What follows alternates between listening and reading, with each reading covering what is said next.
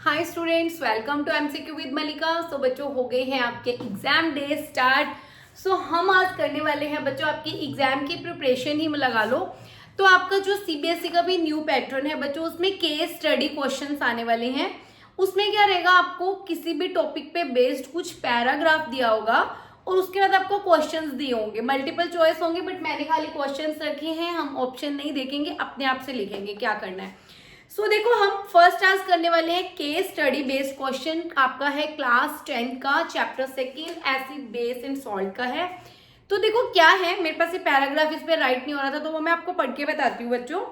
A girl met with an accident and her leg fractured. She went to the orthopedics doctor for treatment. On examination, the doctor mixed the white powder in water and applied to her leg along with the cotton and gauze. After a white, it turns into a white solid hard mass. He said that it would support her fractured bone in the right position. एक लड़की थी, उसका accident हो गया, वो doctor के पास गई। उसकी लेग पे डॉक्टर ने एक वाइट कलर का पाउडर था जो वाटर में मिक्स किया और उसकी लेग पे लगाया। थोड़ी देर बाद वो एक सॉलिड हार्ड मास हो गया, तो ताकि जो उसकी बोन है फ्रैक्चर हुई थी वो राइट पोजीशन पे आ जाए। तो हमारे पास इस पे बेस्ड क्वेश्चंस बनेंगे। क्या क्या क्वेश्चंस होंगे बच्चों?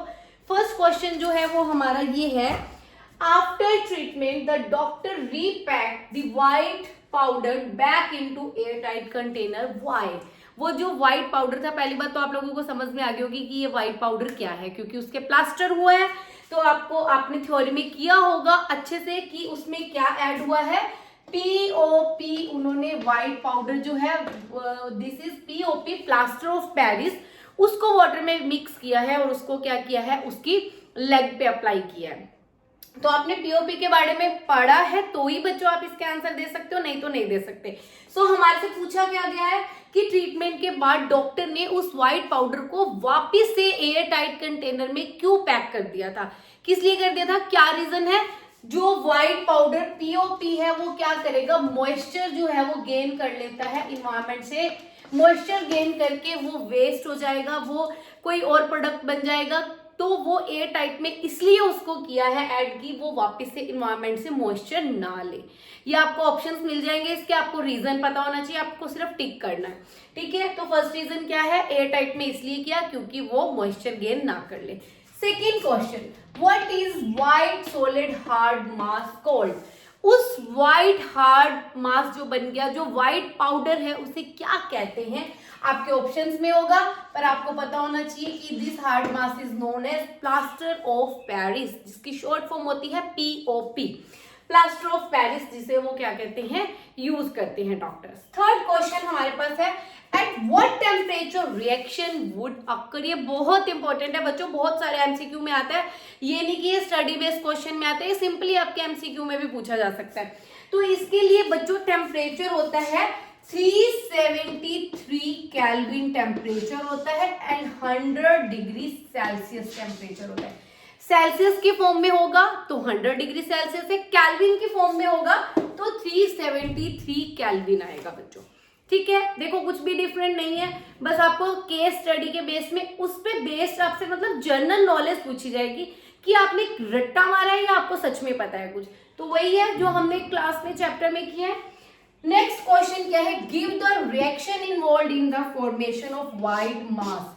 जो उसने पाउडर पानी में मिक्स किया, उसके बाद वो उनकी लेग पे अप्लाई किया पेशेंट की, तो वो रिएक्शन जो हो रही है उस रिएक्शन को हम क्या बोलते हैं? तो बहुत सिंपल रिएक्शन है बच्चों, जब कोई भी लिक्विड जो है वो सॉलिड में कन्वर्ट होता है।